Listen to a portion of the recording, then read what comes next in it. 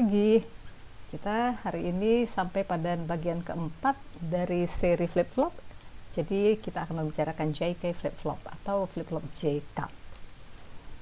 Sekedar mengingatkan saja bahwa flip-flop itu adalah alat yang bisa menyimpan data biner. Jadi besarnya cuma 1 bit saja. Jadi nilai kita hanya bisa menyimpan 0 atau 1 dalam sebuah flip-flop. Nah, yang penting itu dia keadaannya stabil. Kalau 1 terus, kalau low atau 0 terus. Jadi ketika kita membicarakan output, kita tidak hanya membicarakan output Q, tapi Q pada waktu n+1, next stage-nya seperti apa. Karena apa? Kita perlu dia stabil. Output sekarang sama output yang akan datang itu sama. Ini adalah sebuah RS flip-flop. Ini adalah simbolnya. Ini adalah flip-flop pertama yang kita bicarakan. Tabel kebenarannya seperti demikian. Jadi dia sebenarnya adalah sebuah RS latch yang dilengkapi dengan clock. Nah, RS latch itu hanya berjalan ketika clocknya bernilai 1. Jadi tabel kebenaran yang ada di sebelah kanan ini sebenarnya adalah jadi ini adalah RS latch-nya. Ketika clocknya 0, dia tidak melakukan apa-apa, hanya memorize saja. Dan ini adalah sebuah contoh timing diagram bagaimana Q meresponi perubahan input S dan input R sesuai dengan perubahan-perubahan clock. Nah, JK flip-flop itu apa? Oh ya, kenapa namanya JK? Jadi nama ini mulai di-coin oleh Dr. Elliot Nelson yang ketika itu membuat hak patennya ya. Nah, hak patennya tahun 53. Nah, ketika dia mendesain, dia tuh seperti kita lah kalau bikin program, oke, kita perlu variabel dikasih nama apa ya. Nah, jadi oleh dia diberi nama J dan K. Tapi sebenarnya J itu cuma set, K itu reset. J itu reset, K itu reset. Oke. Tapi setelah itu name stuck ya, namanya dia terbawa-bawa terus, sudah tidak hilang, apalagi setelah dijadikan hak paten. Oke, jadi sebenarnya set reset. Oh, jadi sebenarnya mirip dong dengan flip-flop yang pertama kali tadi kita bicarakan, yaitu RS flip-flop. Ya memang mirip. Oke, ini kan tabel kebenaran RS latch. Ini tabel kebenaran RS flip-flop. Nah, kita tahu bahwa kombinasi yang terakhir ketika S dan R sama-sama 1 itu dilarang. Nah, ini kan sayang sekali. Kita sudah punya tempat untuk 4 macam action, tetapi yang RS ini hanya bisa melakukan 3 action, memorize, reset, dan set. Karena itu JK flip-flop ini dirancang supaya semua kombinasi dimanfaatkan. Ada satu lagi fungsi yang ingin ditambahkan. Oke, nah ini adalah sebuah RS flip-flop. Sekarang kita kan mirip ya JK dan RS ya. Oke, jadi yang dirubah itu cuma namanya saja. Oke. Dari luar ya, dari luar kelihatannya begini. Hanya namanya yang dirubah, setnya J, K-nya reset. Nah, yang ditambah adalah, coba perhatikan di sini, output Q di sini akan dipakai untuk menjadi feedback ke sini, dan output yang not Q sini dipakai menjadi feedback untuk gerbang NAND yang pertama. Jadi ini adalah JK flip-flop. Ini bukan RS flip-flop. Sekarang kita baru saja mengganti dia menjadi JK flip-flop. Ini JK flip-flop. Oke. Jadi gimana ya? Oke, Q-nya bukan hanya Q ya, tetapi QN+1, sedangkan QN-nya ada di situ. Nah, yang kita ingin terjadi adalah apa? Bahwa ketika clock tidak jalan, dia memorize. Nah, sekarang ya, kalau dia 1, nah keadaan itu akan tetap berlangsung. Karena apa? Karena ini tidak mengubah apa-apa. Kalau clock sama dengan 1, kalau J dan K-nya sama-sama 0, apa sih yang ingin terjadi? Maunya kan memorize, bahwa QN+1-nya tetap sama dengan QN. Oke, coba kita lihat. Nah, kalau J-nya sama dengan 0, maka perhatikan bahwa di gerbang NAND ini pastilah udah ada 1 0, makanya itu hukum dominasi, makanya dia keluarnya 0 negasi sama dengan 1. Di bawah juga begitu, hasilnya adalah 1. Nah, itu akan kita pakai menjadi input ke sini. Nah, kita akan buatkan aljabar booleannya di sini. Jadi Qn plus 1 adalah apa? Hasil ini masuk sama dengan Qn. Nah, tentu saja ini pakai hukum-hukum aljabar ya. Not Qn plus 1-nya bagaimana? Nah, ini lagi kita masukkan. Jadi silakan, saya akan cepat saja menuliskan aljabar booleannya. Silakan kalian memeriksa sendiri ini. Oke, jadi tetap ya, berarti memorize. Oke, itulah yang memang kita ingin terjadi. Jadi itu masih sama dengan JK flip-flop, masih sama.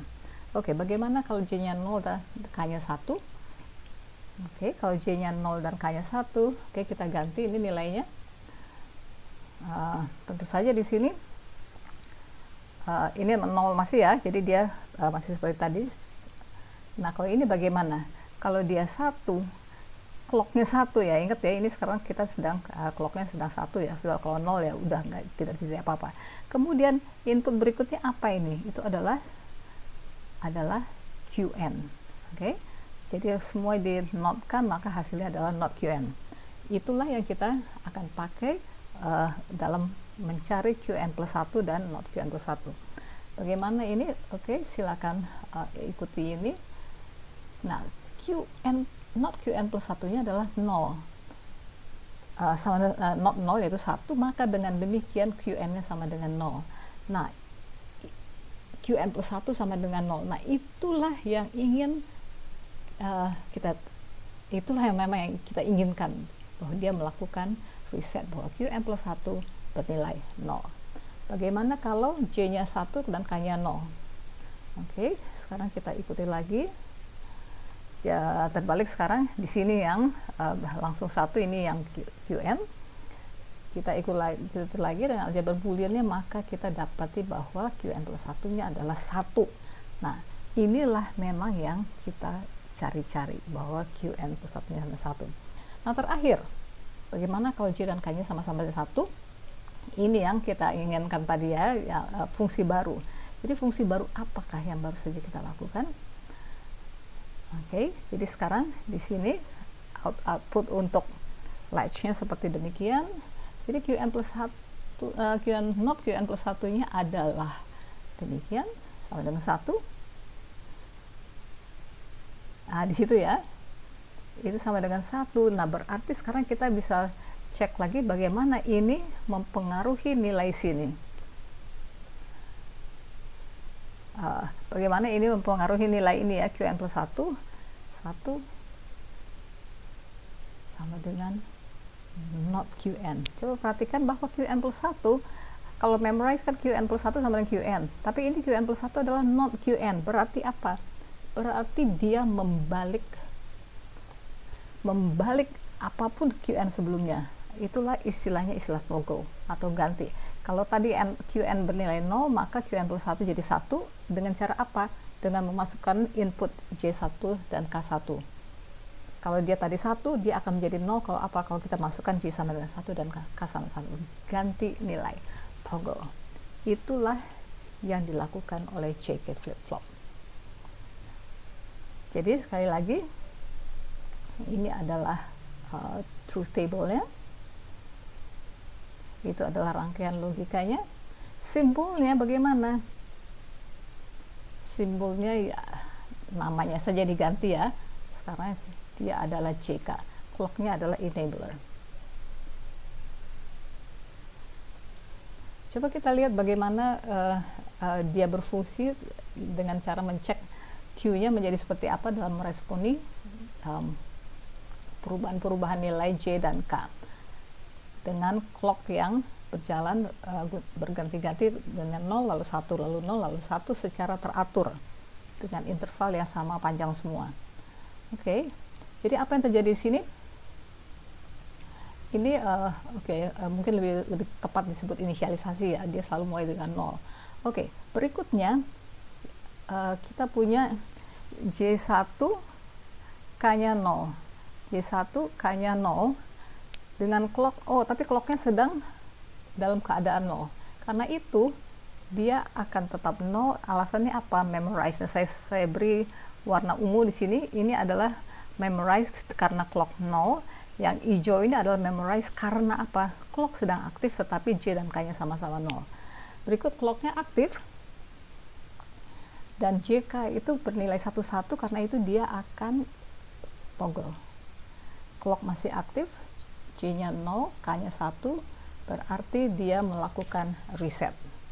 Berikutnya memorize yang ungu karena clock tidak aktif. Berikutnya dia memorize, ya ini tetap sedang aktif tapi dia memorize karena J-nya 0, K-nya 0. Jadi dia tetap seperti memorize juga, tetapi memorize karena alasan apa? Karena alasan J dan K-nya sama-sama 0. Ini memorize karena alasan clock tidak aktif. Di sini dia melakukan reset karena K-nya 1, J-nya 0. Kemudian ini masih aktif, memorize. Kemudian clocknya tidak aktif, jadi tetap memorize. Kemudian kok clock aktif lagi, di situ dia masih 0. Kemudian karena memorize, tapi kemudian J-nya 1. Nah, karena itu dia akan melakukan set. Setelah itu memorize sekali lagi. Jadi begitulah nilai Q, perubahan-perubahan nilai Q sesuai dengan berjalannya waktu. Dengan clock yang demikian dan perubahan J dan K yang seperti itu. Ini adalah sebuah contoh timing diagramnya. Nah, perhatikan bahwa ada beberapa tempat itu 1, 2 yang di sini itu sebenarnya kalau menurut input di sini harusnya terjadi perubahan waktu. Tetapi tidak terjadi karena apa? Dia agak kurang beruntung ini karena dia ingin merubah waktu pada saat clock sedang tidak aktif. Demikian juga di sini, dan di sini dia tidak bisa. Itu jadi ini sinyalnya tidak berhasil karena tidak sinkron dengan clock. Karena itu kalau kalian membeli laptop misalkan, salah satu unsur dalam spek itu adalah clock. Semakin cepat clocknya, dengan kata lain, ini yang merah-merah ini, hitam merah itu semakin singkat, semakin cepat clocknya, semakin cepat terjadi perubahan antara 01, 01, 01. Nah, kalau semakin kecil jumlah intervalnya, maka lebih banyak kemungkinan dia merekam data. Karena saat dia tidak aktifnya tidak terlalu panjang. Jadi makanya semakin cepat clocknya, semakin cepat juga dia bisa mengutak-ganti data. Dengan kata lain, program bisa jalan dengan lebih cepat. Oke, sebagai latihan, gambarkan kembali ini. Jadi nomor 1, nomor 2, dan nomor 3 ini hanya untuk latihan saja supaya Anda bisa lebih lancar. Yang berikutnya ini gambarkan Q-nya ya pada timing diagram ini sesuai dengan perubahan JK dan clocknya seperti demikian. Kalau kalian bisa membuat ini, maka kalian betul-betul mengerti apa yang dilakukan oleh JK flip-flop. Sekian, jangan berhenti belajar.